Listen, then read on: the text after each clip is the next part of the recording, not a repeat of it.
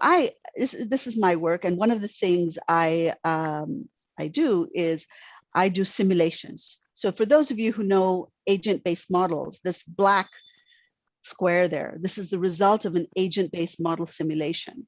I looked at societies which are never randomly distributed, as you probably know. Societies are created as connected clusters. So I am connected to my friends and my family. Each member within the friend and family is connected to other friends and families. And so we live in a network society of clusters. But then we design policies such that we assume a random distribution. And the result of such a policy design is that there can be entire communities that can be sidelined, that can be ignored because of the way we apply the mathematics to it. Yeah. The famous example of this is Schelling's segregation model, where he showed that within a community of homes, we can produce a racially segregated output, which is that red and blue square, even though no individual within the community is actually racist. And that is due to the way the individuals connect with each other. So once again, no individual is racist, but the output could be a racist segregated society. Yeah. That's the end of my slides. What I wanted to say here, though, is as systems thinkers, as systems innovators, the role systems thinking can play, should play in the future, should be even larger than it is today. Did the screen just go blank? Yeah, there it is, the last slide. This is our greatest opportunity, I think. The pandemic, it is clear, has already and will for the next, I don't know how many years, create massive disruptions. But because the way that the pandemic is flowing, as well as the way the healthcare is being distributed, there are going to be massive inequalities that will appear in the structure and the structure of opportunities for individuals across the world. This is something systems thinking should step up and look into. Thank you all.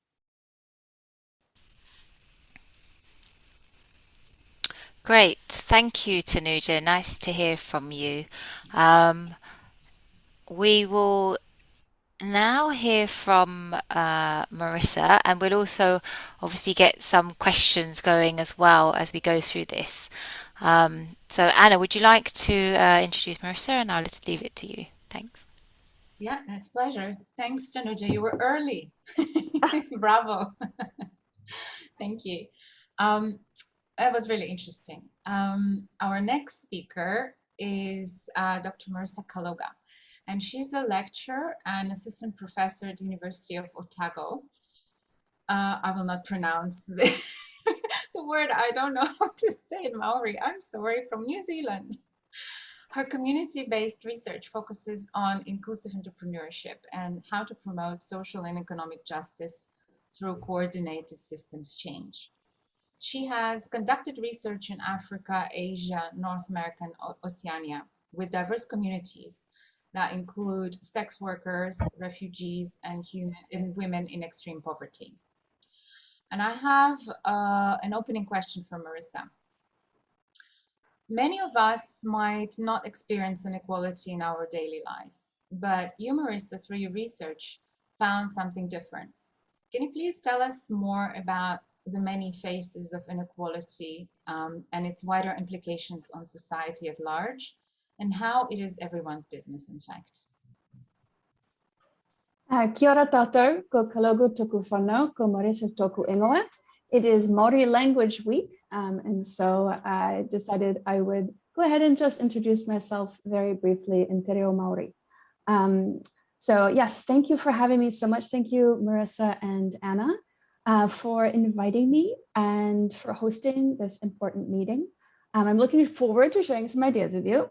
And I loved listening to Tanuja, and I'm looking forward to the other presenter as well, and as well as the amazing people that I keep seeing pop up in the waiting room, and I'm very excited to hear from them as well.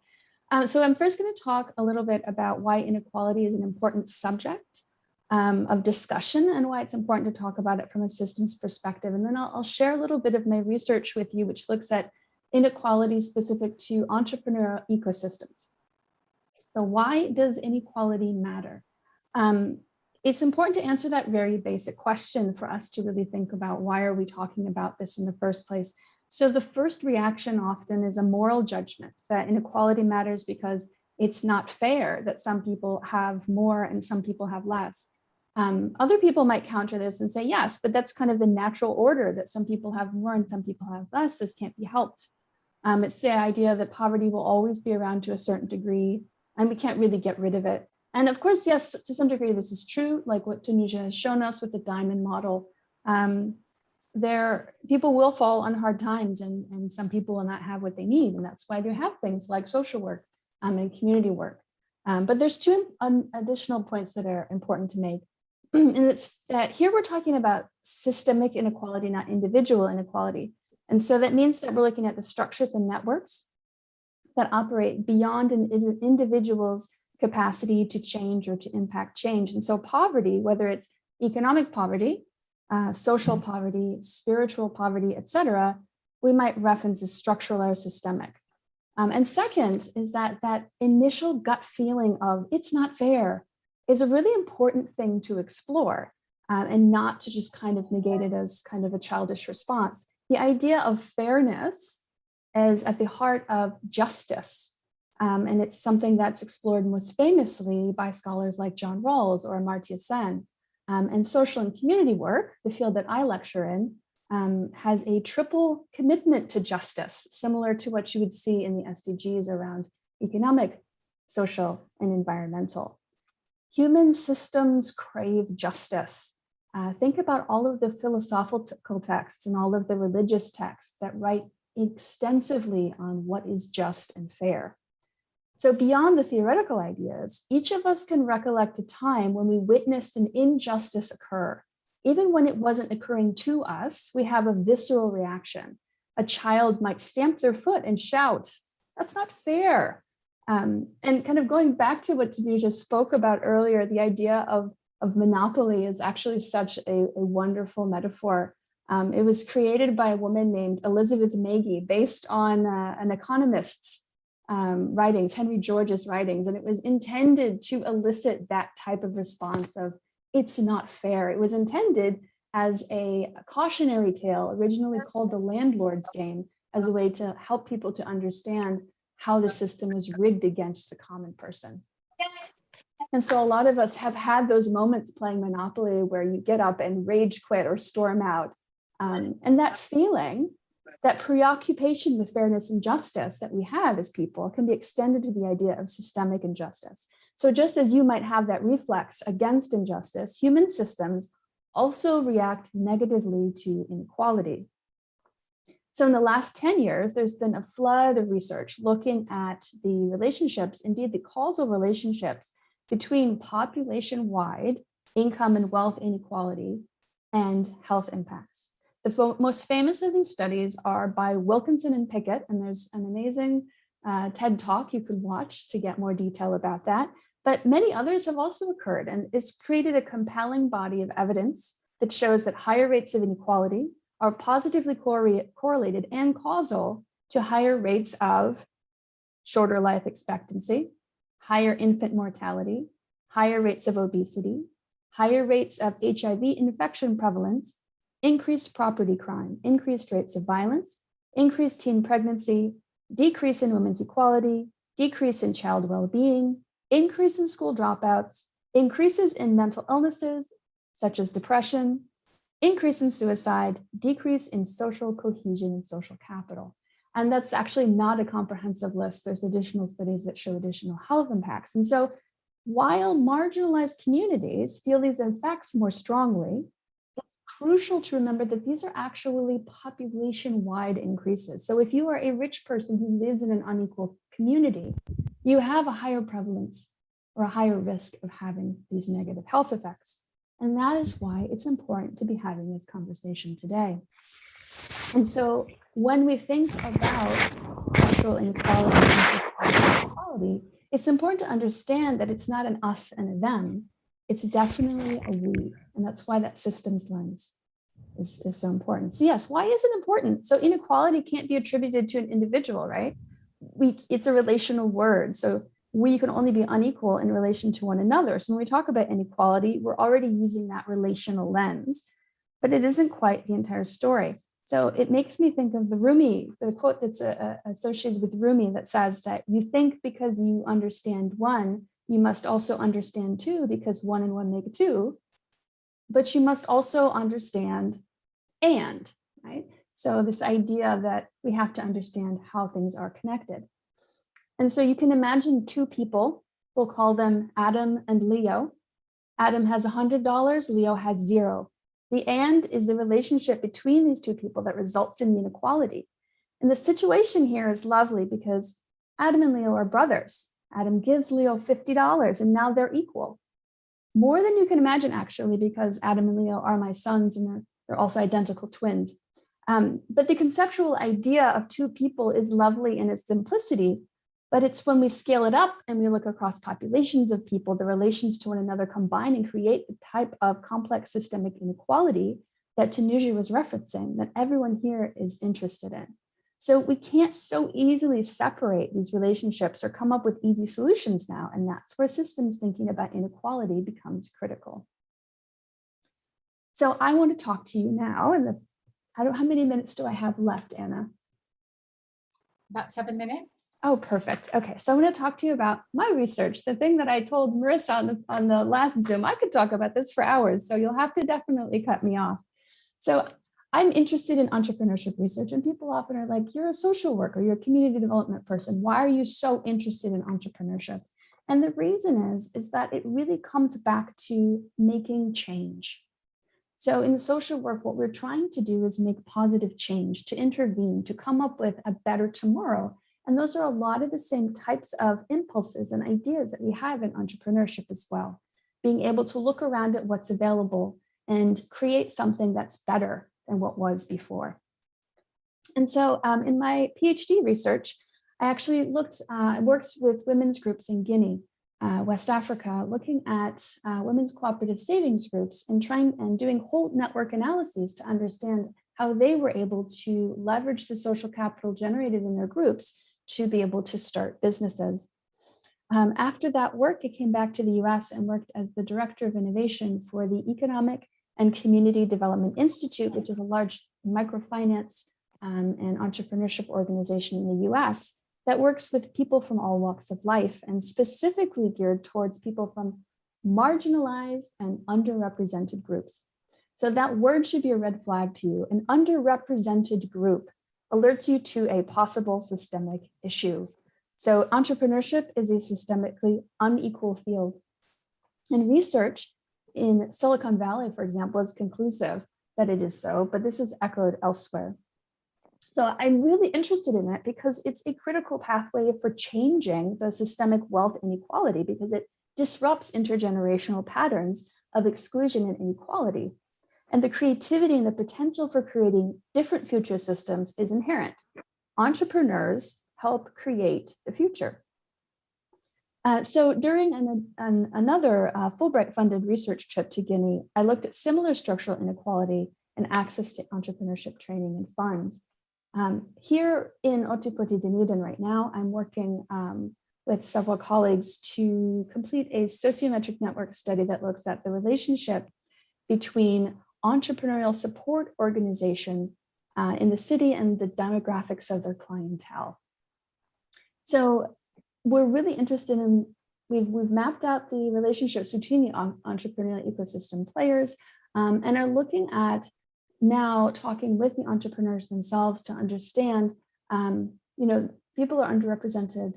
The organizations aren't serving those populations in the same way. What needs to change from the perspective of the people who are not accessing the services, and how can we intervene through systems innovation approaches to make that system more inclusive? So I'll leave it there, and looking forward very much to people's questions further on, and hearing the other speaker as well. So thank you so much. Thank you, Marissa. That was really very interesting and much earlier than the time is out. So we'll have more time for questions. That's brilliant. Thank you.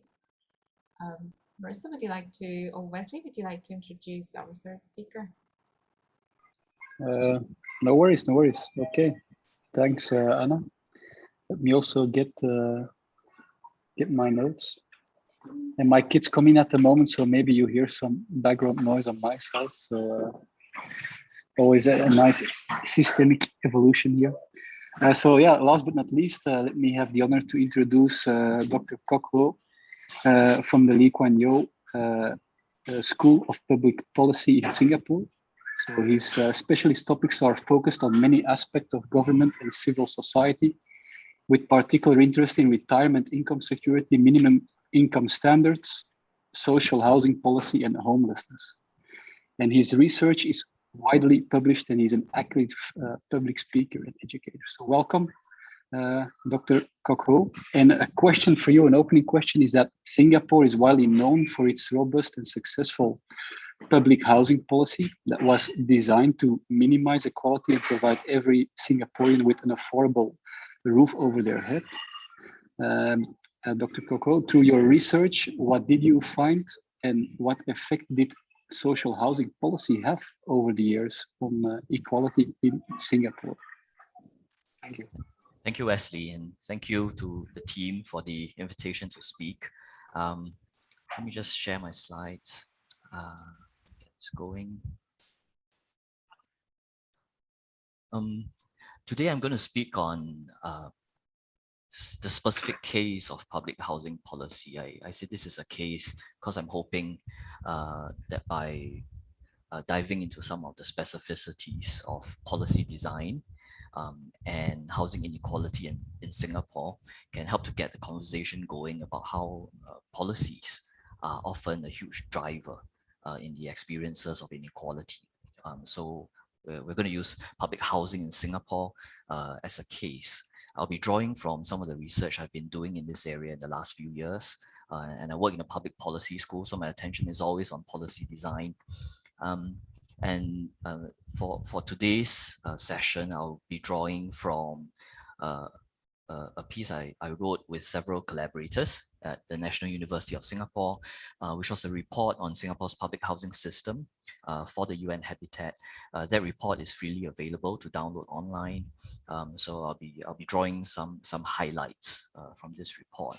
I thought it would be interesting to talk about public housing in Singapore because it is often known to be a contributing factor to low inequality, right? The opposite of what we are interested in studying here. People think of Singapore's public housing system as a huge contributing factor to equality, right? Why is that so? Because it's often thought of as an almost universal housing system because of its size, right? And that didn't happen by accident, right? In the mid-1980s, a policy goal and which then morphed into something of a national campaign and a national project, which was to make everyone in Singapore a homeowner, right? So in the President's address, which is equivalent to perhaps a Queen's speech in the UK, the President announced that for the next 5 years, my government's objectives will be to aim for 80% home ownership by 1989, as the next stage towards 100% home owning society by 1999. Right? This has always struck me as a very ambitious statement to declare, right? Because 100% is absolute. If there's one household that doesn't own their housing, you would have failed. But I think it signals the kind of how buoyant the mood was then, because home ownership figures had been rising for a while, right, leading up to the 1980s. So this became a national goal that every Singaporean should be a homeowner. Right? This policy objective actually has two parts.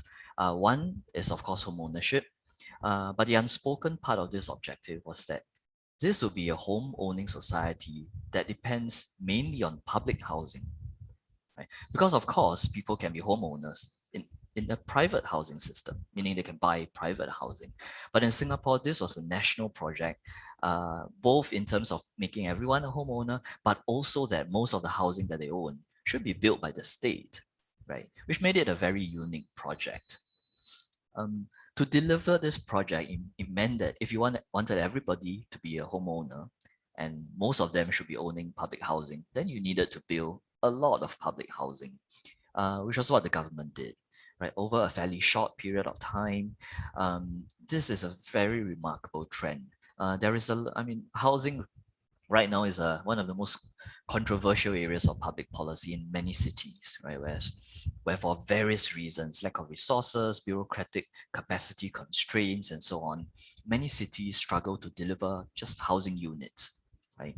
But within a fairly short period of time, they ramped up the housing stock in Singapore. This is public housing stock built by the state, more than 10 times. It really is quite remarkable.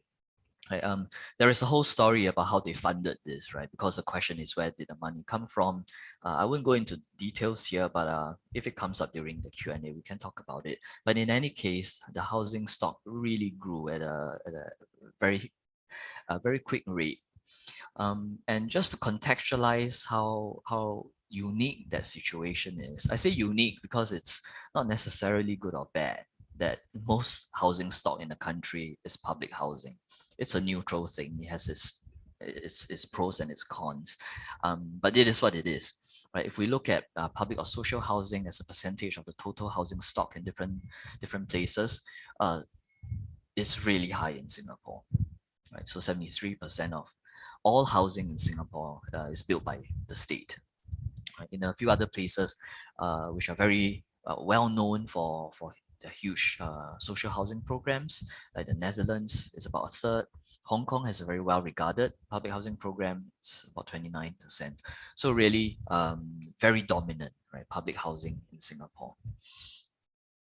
So the question is, if public housing was so widely available, how does it create inequality? Right? Well, the first thing to note is, if this was to be a home ownership system, it meant that people had to buy their housing. And that immediately introduces market mechanisms into the housing system. Right? So public housing in Singapore, the bulk of it is built by the state, but is sold and allocated according to market principles.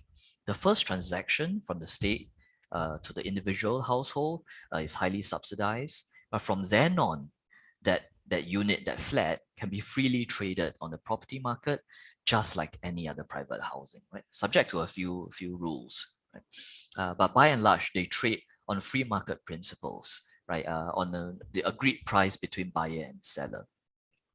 So if that's the case, we shouldn't be surprised that even within the public housing system, there is quite a lot of inequality in terms of the types of public housing that people actually own, right? Because public housing is not one thing.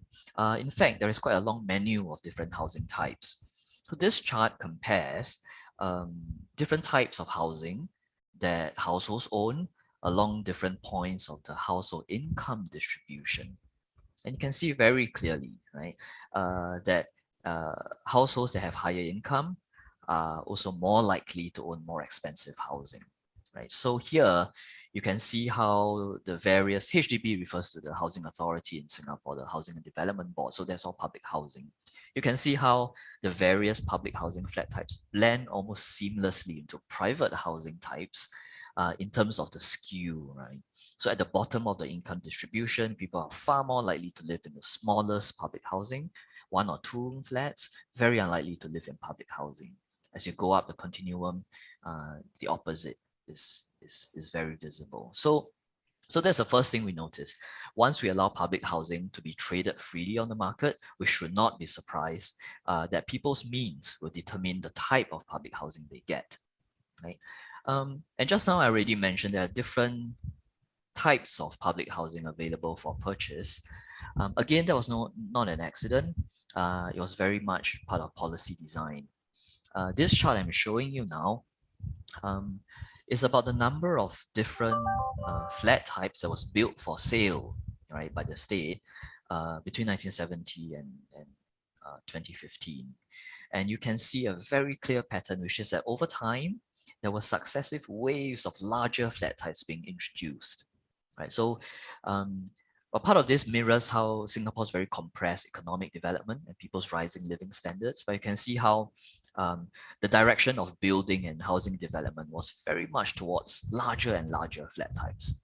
3-room flats were introduced in the 70s, followed by 4-room flats in the 80s, 5-room flats in the 90s, and so on. Successive waves of larger and larger flat types. So the overall trend of flats that were built for sale by the state can be summed up by more and larger, essentially, right? More and larger. Now, if you keep in mind this picture that we're looking at, that is in fact not the whole public housing system. I've been speaking of flats built by the state and then being sold to individual households.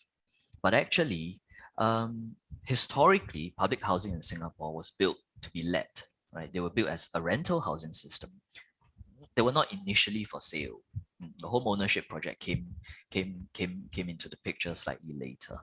But over time, social housing, right, meaning subsidized housing, to be differentiated from housing that the government builds to sell. Social housing refers to housing that the government builds to let.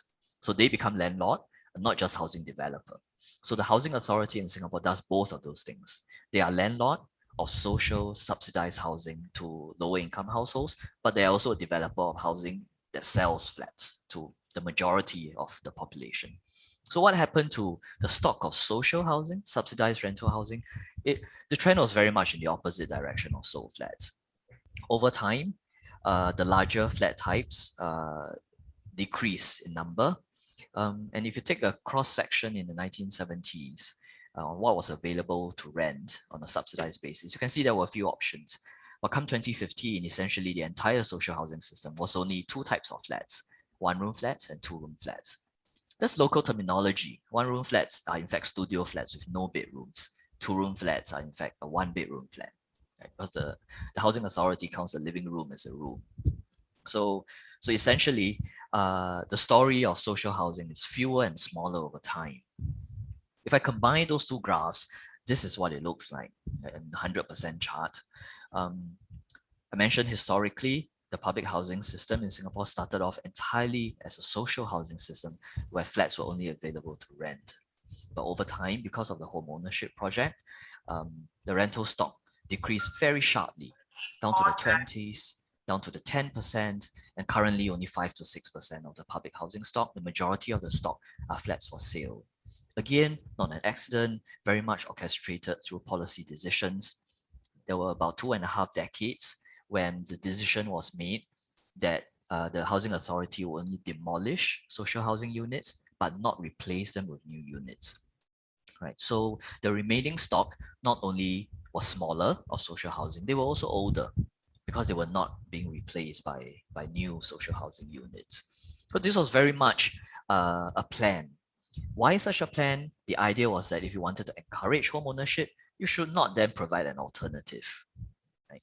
If you wanted everyone to be a homeowner, then you should keep social housing, which is the alternative to home ownership, to an absolute minimum. So that was very much the strategy. Right.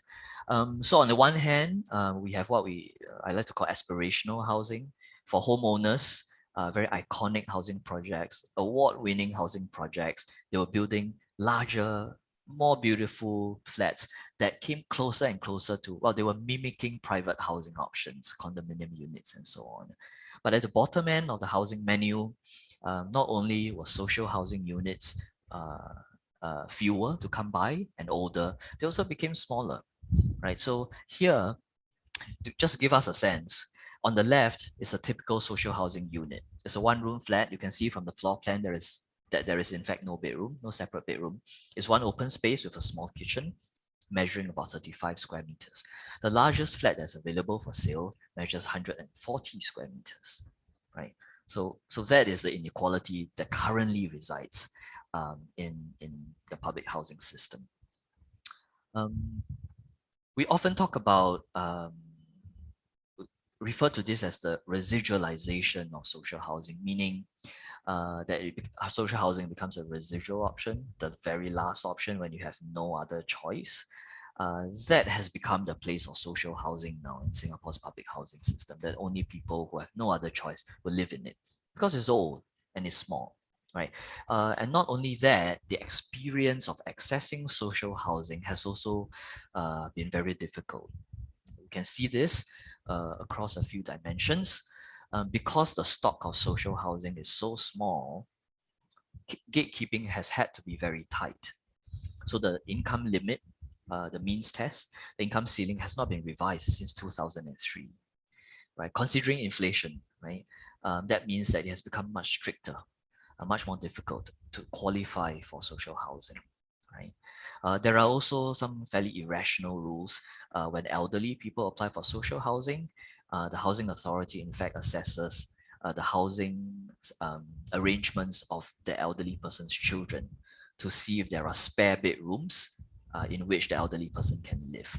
That can affect the eligibility of the elderly person to social housing. Because the stock is small and gatekeeping is tight, many people do not qualify. And so every year, many people file appeals, right, for the applications to be reconsidered. That has required discretionary practices where the housing authority has had to look at each individual case to decide whether people should qualify. A lot of these discretionary practices are not transparent. And of course, long wait times because stock is low.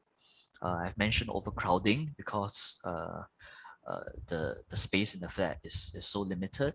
Right? About 40% of rental households, of tenant households, have 3 or more people, right, living in flats that are so small. And they also experience a lot of housing insecurity because tenures are short. Generally, people are given 2-year tenures that they have to continually renew, right? If the household's income increases, the rent also will increase, right, to encourage exit from the social housing system into home ownership. So I will conclude here to bring our attention back again to the national project of home ownership and almost universal home ownership, right? And how, in fact, within this national project of home ownership, there was designed into this project a tiny residual social housing system that has been very inadequate and difficult to access. How this tiny social housing system, in fact, plays an outsized role to drive home ownership in Singapore. Thank you.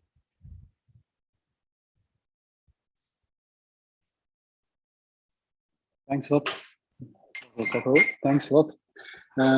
Marissa, I think it's time for some questions, I guess. Great. Yeah, thank you. Thank you, Coco. Thank you, Marissa, and thank you, Tanujo. So much to think about. I don't even know where to start myself. I'm sure the audience has some questions. I know the panelists also may have some questions for each other. Tanuja, you're nodding, I can see. Would you have a question that you would like to pose? Yes. Sure, go ahead. Coco. So the home ownership, what comes to mind from a systemic perspective is if I think of it from an individual person or family, if I am a renter versus I am looking to buy, then in order to buy, there's a certain amount of money that I need to have saved. So there is a threshold amount of money required, which means that it supports a certain type of personality that is willing to and able to save. Yeah. So was the government's goal to create a certain type of society that is less mobile? So if I buy a house, I'm not going to move every year, obviously. To create a less mobile society, or conversely, is the data analytics that the government is doing, which I'm sure they're doing, yeah, is the data analytics showing that a less mobile society creates greater social stability, perhaps, maybe stronger communities, or even a more stable job market? Could that be any of the parameters under consideration? Yeah. Really very sharp observations, Tanuja. The question as to how people manage to afford housing is a good one. It's not so much down to saving habit.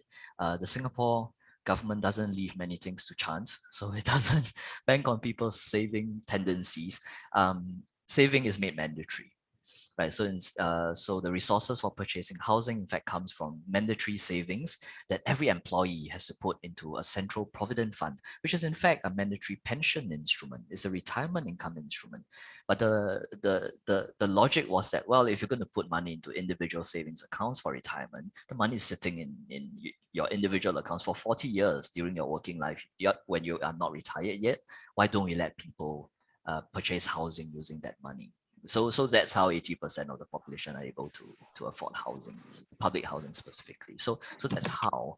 But as for why, so there was also a question on the chat. Why did the government want to promote home ownership?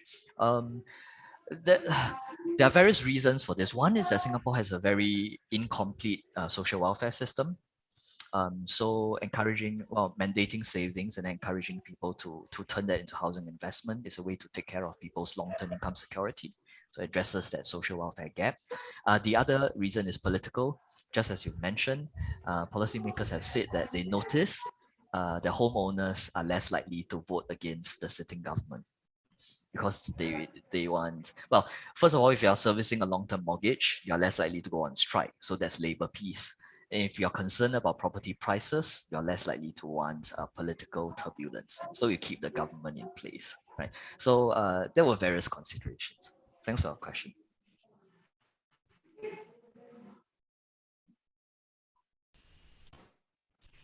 Great, thank you. Anna, did you have a question?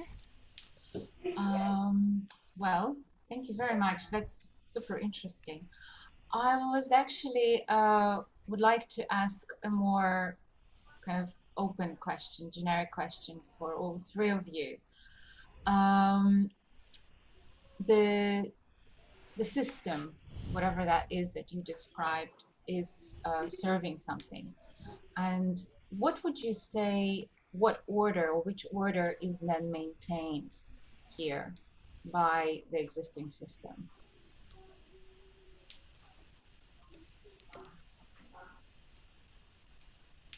Can you, Anna, can you speak a little bit more to the word order?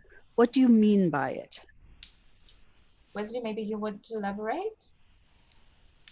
Yeah, happy to do so. Like in systemic coaching, if you look at the system, every system has a certain function for the greater whole.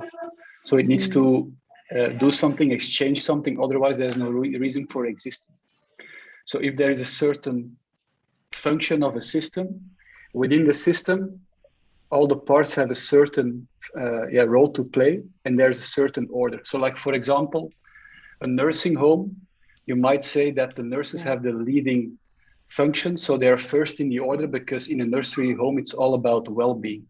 Whilst in a hospital, it's more about, simplistically speaking, curing patients. So there, the leading function in the order are the MDs and the physicians.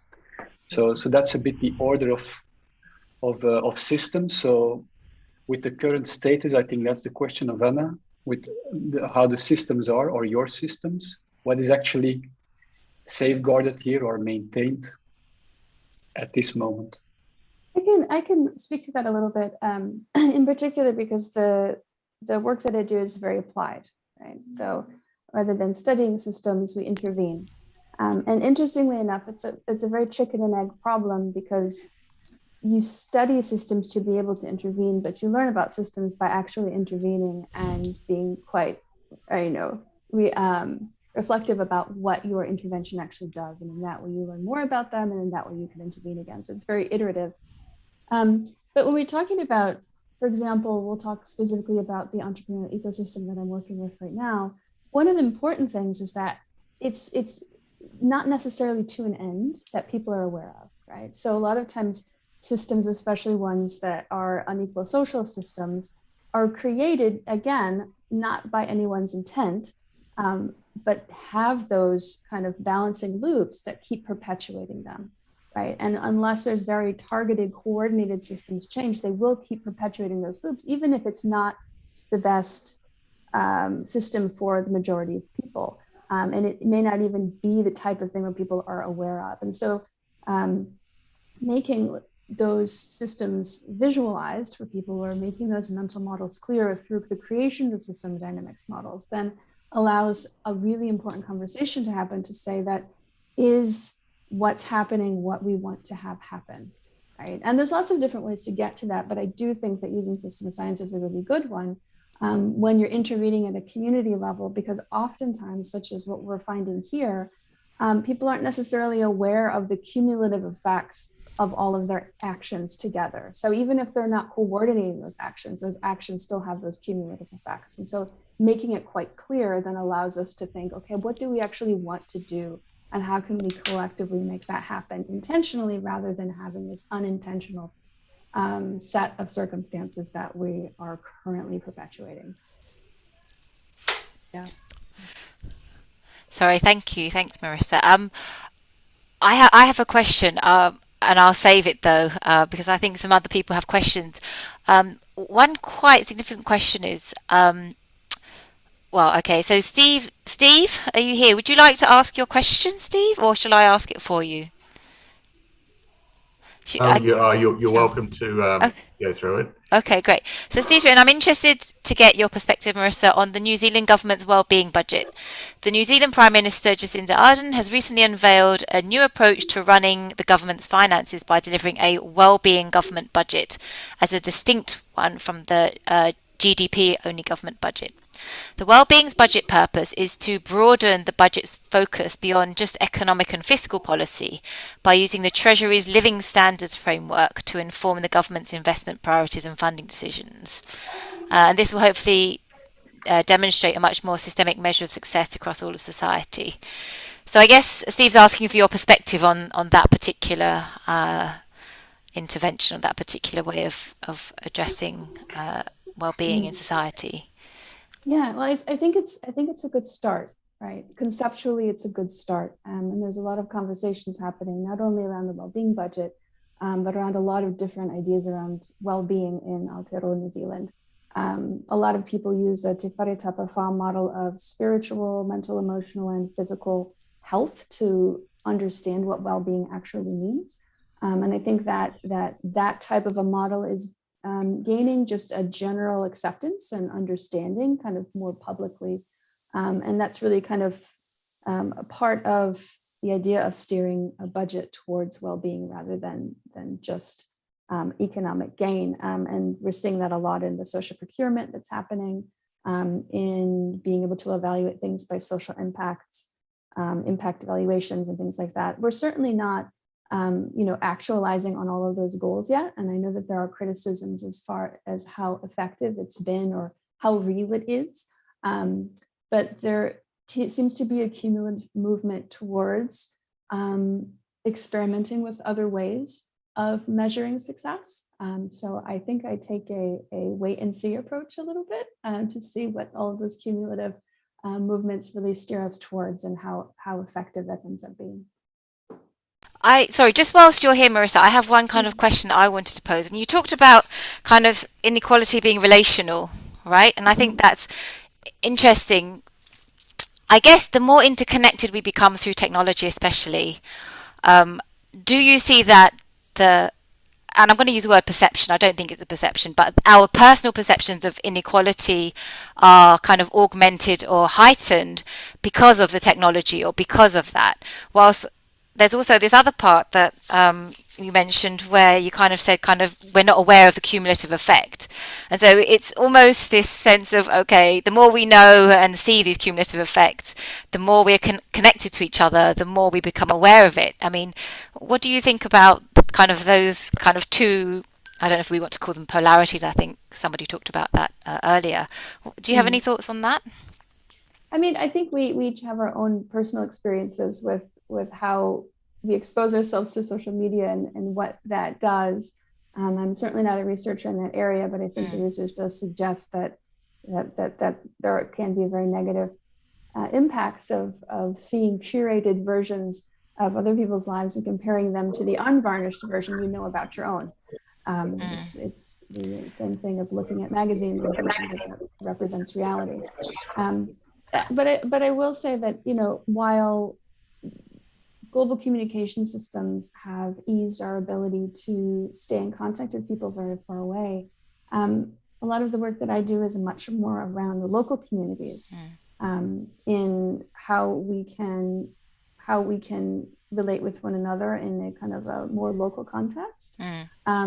Because, you know, in developing much more, you know, high social capital, you know, multiplex relationships, really dense networks in your local community, we're able to really be much more, how can I say this? You know, our empowerment and our ability to address a lot of those things doesn't happen individually anymore. So, for example, you know, addressing complex trauma is not necessarily a thing that you do by yourself, or dealing with a lot of the things that happen to you. It's not something that you're in, you know, your own bubble doing, but you have those relationships to be able to bolster you. And the way that that occurs on that community level is going to be different depending on where you are. But that tends to be kind of more of where I see being able to, how could I say, mitigate the impacts that some of those kind of unhealthy, I don't know if they're inequalities, but unhealthy comparisons happen, to really root yourself in more of your local context rather than that kind of curated online version of the world, which is not really reflective of less so about the technology, it's just the interconnectedness that the technology is bringing. But yeah, thank you. Jacqueline, do you have a question that you'd like to ask Kotko? Would you mind unmuting and coming on board to share your question? Hi, thanks. Just curious, Kotko, from your perspective, you know, you mentioned housing as a specific case. Just curious about any other examples, just one or two outside of housing, to really show some of the interconnectedness and how inequality is kind of structural beyond housing in itself. Thanks, Jacqueline. Because my attention is fixed on housing, right? Often I see how housing inequality has impact on other domains of life. This has always been clear. We've always been aware of how constraints on space, and we don't feel it if space is not an issue. But when space is an issue, then it becomes very clear that it affects, for example, parenting and children's education. That kids don't have a space, a quiet space at home to study and to do their homework, often means that they either don't do their homework or they go out elsewhere to do it, which means that the parents are not able to supervise them. So that has always been clear, but during the past year, I think you know where I'm going with this, with home-based learning being such a huge part of so many families' lives around the world, the fact of some families not having any space at all. I mean, it's a flat with no bedrooms, right? So if you have two kids who both need to be studying, doing online lessons, and mom, it needs to be in a work meeting, it's just absolutely impossible. Something has to give. So that has been very obvious in the last few years. Health has also always been an issue. Tenants in social housing have reported, research has documented quite extensively how kids living in such tight spaces are often more prone to falling sick at the same time.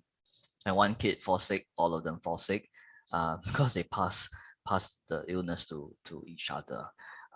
So that's during normal times. Again, in the last 2 years, some of the safe distancing and isolation measures actually require persons who have been near to somebody suspected to be a positive case for COVID to isolate themselves in their bedroom. These flats have no bedrooms. So how do you even implement a basic public health measure like this when space is so inadequate? Right? It lacks something so basic as a bedroom.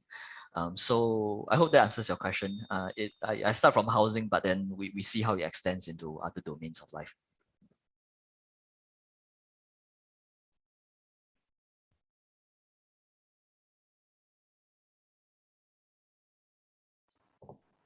Thank you so much, Koho, for this. Yes, absolutely. I think that in the past year and a half, 2 years, running to 2 years, we've really seen inequality manifest itself in so many different ways.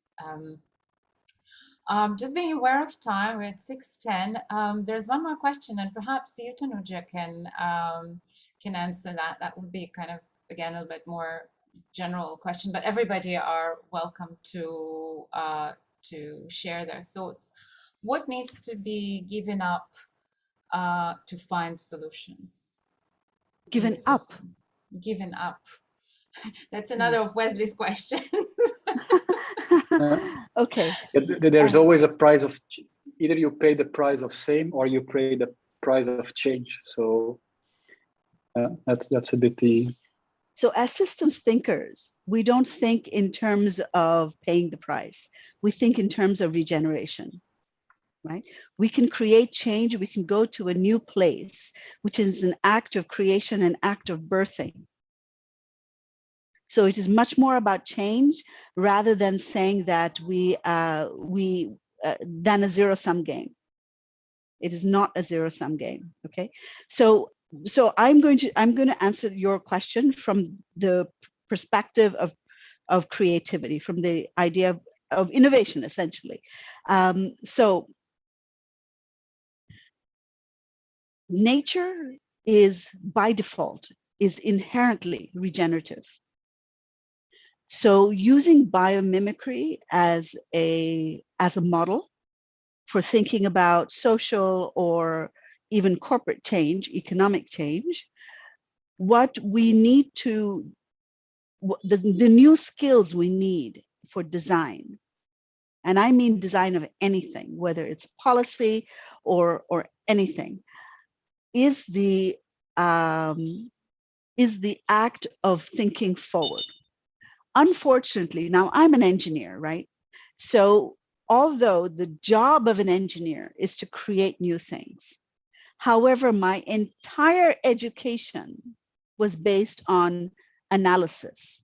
Analysis takes things apart, so it is a backward-looking thing. But life has to be lived forward. So life is a creative process. So unfortunately, I have no training in what can be called the essence of life itself. So what I don't need to give up anything. We need, as a whole, especially as an education system, we need to be able to step forward. We need to understand what design is. We need a lot more design thinking in our schools, but we also need to know from a systems perspective that if we're designing forward by looking backwards, then we're missing one of the critical factors of systems, and that is a phase transition. Yeah.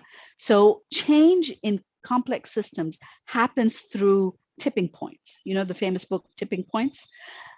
Tipping points are a natural phenomenon in complex adaptive systems. So when you have crossed a tipping point, you can no longer use the data from prior to the tipping point in order to design past the tipping point. And that's where the danger is, especially when we talk about government policy, we talk about social change, which is such a big thing now. And when we're talking about the entire social impact sector, which is trying to achieve scale, the only way to achieve scale is through tipping points. And yet we don't have a design mechanism for tipping points. That's what we need to focus on. Thanks a lot. Yeah, sorry. Thank you, Tanuja. I'm afraid we are down to our last sort of couple of minutes. So we have one last closing question, and we'd like to ask you all to kind of answer if you can briefly. Maybe we'll start with you, Tanuja, since you're kind of under the spotlight. We've talked about so much today, and hopefully we can open the floor to another session another time. But in closing, we'd like to ask you, in one short sentence, in each of the cases that you describe, what do you think are the biggest factors that give rise to ongoing inequality? Maybe the biggest we've put, but I mean, kind of. So in one sentence, unawareness of systemic effects, that is unawareness of the consequences of connected systems. Great, thank you, Tanuja. Who would like to go next? Any volunteers? Kopko? Yeah, in public policy, we're very mindful of how policies create their own constituents. So it creates stickiness and inertia, right? Because no matter how you design a policy, some people will benefit from it. And when they realize they're benefiting from it more than others, they will defend the status quo with everything they have. And that contributes to a kind of the entrenchment, right, of the inequality. Great, thank you. Wow, really kind of insightful and articulate answers. Marissa, would you be able to share what you think are kind of the biggest factors that contribute to this?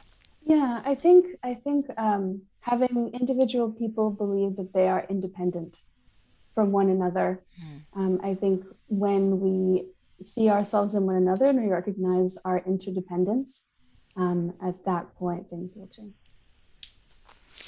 Great. Thank you so much to our three panelists. We've really enjoyed having you on and again, really short on time, but hopefully we can have you back again soon and see you as part of the SI community more regularly. And thank you to everyone who came. Feel free to drop a note or a feedback in the chat box here, and this will also be uploaded onto YouTube. And apologies for the initial broadcasting live challenge that we faced. Thank you so much. And thank you to our three hosts today. A wonderfully efficient and warm job. Thank you, Tanuja. Thank you so much. And thanks for your time, everybody. Hope to see you all again soon. I'm going to stop recording and I'm also going to stop broadcasting live. I'll just say something. Thank you so much. It was really interesting, very kind of, for me at least, very unusual kind of views, perspectives, points that are not widely, again, just for me, where probably where I look for information, I haven't heard. So thank you very much. That was really interesting.